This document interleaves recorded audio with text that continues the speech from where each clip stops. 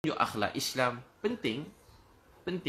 Tujuan tunjuk akhlak Islam bukan nak tunjuk hebatnya kita sebagai pemimpin, nak tunjuk hebatnya kita sebagai orang kaya, tak. Tapi nak tunjuk akhlak Islam. Jadi penting. Urusan hati, malam-malam nangis. Hati ni memang berubah-ubah. Kadang sombong, kadang orang puji kita lupa diri. Nangis ke Allah. Nangis. Ya Allah, tolong maafkan saya. Bersihkan hati saya, Allah. Saya terkesan dengan pujian orang. Saya rasa mulia. Orang keji saya rasa sedih. Ya Allah, maafkanlah saya.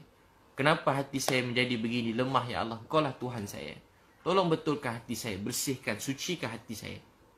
Nangis pada Allah. Nangis pada Allah. Malam-malam nangis pada Allah. Malam-malam nangis pada Allah. Malam nangis. Ya Allah, bersihkan hati saya. Maafkan saya, Allah. Ampun dosa saya. Usaha habis-habisan. Tapi malam-malam nangis pada Allah. Usaha. Guna segala apa yang kebolehan, nikmat yang Allah beri pada kita. Kita tolong orang lain. Penting berjaya. Penting jadi pemimpin. Penting jadi kaya. Penting. Tapi setelah kita kaya, jangan pandang rendah pada orang miskin. Tengok orang miskin sayang. Sebab doa dia, Allah terima saya. Selalu tengok orang miskin, mungkin sebab doa pakcik ni, hidup saya berkat. Ni doa mak saya. Doa mak saya. Saya selalu fikir kalau saya dapat apa-apa nikmat, ni mesti doa mak saya. Ni mesti doa mak saya. Baru ni bila saya pergi hospital Serdang. Mak saya sakit kat sana. Jumpa Datuk Dr. Arif kan. Yang ubat mak saya dulu. Dan seorang lagi pengarah yang hebat. Saya sampai-sampai, saya masuk, saya nangis. Saya teringat dulu, saya kelang kabut nak tengok mak saya. Saya tak sempat berbual dengan mak saya saat akhir dia. Masa saya masuk hospital tu, saya nangis. Baru saya, bila masuk lagi, baru semalam kemarin, saya masuk situ, saya nangis. Sebab kat situ mak saya pergi, meninggal dunia. Saya tak sempat cakap-cakap dengan dia. Saya rindu mak saya. Saya rindu suara dia. Saya sayangkan dia. Saya percaya kalau ada apa-apa kebaikan yang saya dapat buat sekarang, ini semua doa mak saya. Hanya Allah yang balas kebaikan doa mak saya buat saya.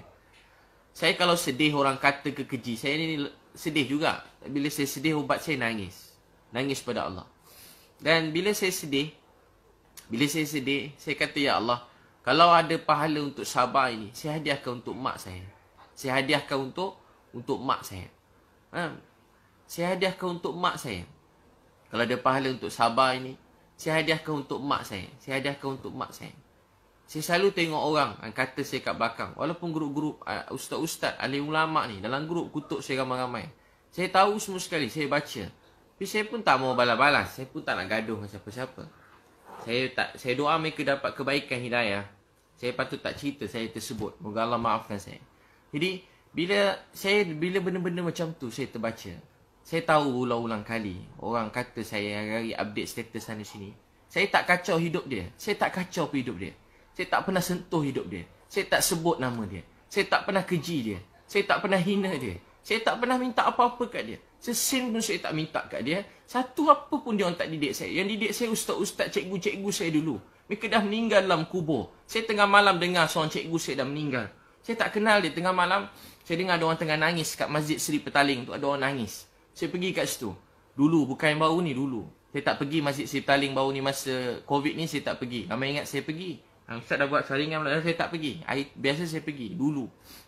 Sekali masa saya pergi, ada seorang tengah nangis doa. Tahu apa dia doa? Ya Allah, jagakanlah Habib Liu ni. Liu Yun Pao, Linda Liu. Dia doakan keluarga saya seorang-seorang. Siapa pula doa aku tengah malam ni? Saya tengah mengantuk, hilang mengantuk. Saya tengok-tengok. Di antara salah seorang cikgu saya, yang saya dah tak jumpa lebih 10 tahun. Dia nangis untuk saya. Dia nangis untuk mak saya. Dia nangis untuk ayah saya. Dia menangis untuk keluarga saya. Tengah malam dia nangis untuk saya. Itulah ustaz alim ulama yang sebenar. Tengah malam nangis untuk umat. Nangis untuk orang jahat. Nangis untuk penzina. Nangis untuk orang tepi jalan. Nangis untuk orang jauh pada Allah. Nangis untuk orang bukan Islam. Doa, ya Allah, jangan marah mereka. Beri mereka hidayah. Ya Allah, fahamkan mereka. Ya Allah, fahamkan mereka. Beri mereka hidayah. Tengok orang jahat, ya Allah, jangan marah mereka. Beri mereka hidayah. Ya Allah, kesian kat Habib Liu ni. Beri dia hidayah. Bimbing, pimpin dia. Malam-malam nangis, siang dia pegang saya. Habib, ni ada salah sikit, Habib. Betulkan sikit. Dia telah banyak buat baik kat saya, dia tegur saya sikit. Dia tegur saya sikit. Sikit dia tegur. Pegang gitu. Sekarang berbeza. Banyak ustaz-ustaz, alim ulama, mereka keji kita kat belakang. Cakap kat belakang. Hina kat belakang. Cakap bukan belakang, depan juga kat Facebook, kat Instagram. Bukan baru ni, dah lama dah. Banyak kali dah, setiap kali.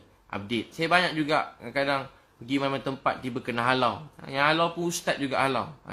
Halau pada masjid. 2-3 tempat saya pergi, ada kena halau. Saya pergi berdakwah, free, masa free. Lepas tu saya, kalau ni saya kadang saya ada cas. Supaya mereka urus sikit surat untuk saya. Kalau saya bagi free, saya dah kena halau. Bukan dulu-dulu. Kena halau di masjid. Saya bukan cakap apa-apa. Saya tak sentuh hal-hal semasa, nak sentuh orang. Tak, saya bukan orang macam tu. Saya tak suka nak sentuh hal peribadi orang. Ni bukan saya. Tapi tahu tak apa jadi? Orang halau, orang keji. Tahu tak apa saya nak beritahu tuan-tuan sekalian? Sedih.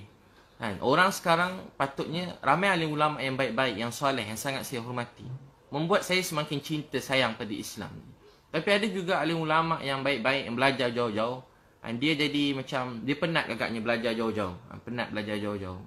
Lepas tu tengok tiba-tiba Cina mana pula ni agaknya. Tapi macam tu, keji kat belakang, cakap bukan-bukan. Saya macam, pada dulu lagi. Saya tak kacau hidup dia, tak sentuh hidup dia. Saya tak susahkan dia pun. Saya tak minta sesuap nasib pun kat dia. Saya pun tak ada kacau hidup dia, tak pernah keji dalam ceramah saya tentang dia. Saya cuma berkongsi kebaikan. Ni kan dunia Instagram, Facebook.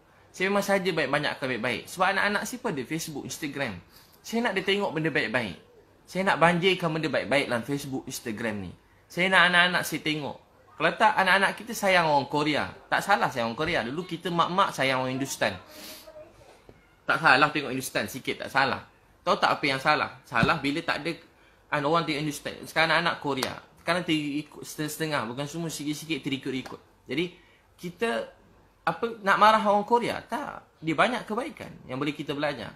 Tapi tahu tak apa yang kita ni? Kita orang Islam kena banyakkan contoh-contoh yang baik. Meninggalkan contoh-contoh yang baik. Untuk tu abang kakak, apa tu dakwah? Dakwah ni, kita dakwah manusia yang tak nak agama, datang dekat pada agama. Tu dakwah. Malam nangis. Ya Allah, mereka tak tahu, tak faham, beri mereka hidayah. Ya Allah, mereka tak faham, tak tahu, beri mereka hidayah. Ya Allah, mereka tak faham, tak tahu, beri mereka hidayah. Ya Allah, mereka tak faham, tak tahu, beri mereka hidayah. Ya Allah, mereka tak faham, tak tahu, beri mereka hidayah. Saya kakak abang, saya kalau dakwah dekat, saya jenis tak takut kalau buat dakwah ni. Tapi dengan alim ulama, ustaz-ustaz, cikgu-cikgu ni, saya ada rasa, memang saya tahu saya bodoh, jahil. Jadi saya penuh rasa kemuliaan pada mereka. Penuh rasa hormat, muliakan mereka daripada dulu. Daripada dulu saya hormat, sayang semua ustaz-ustaz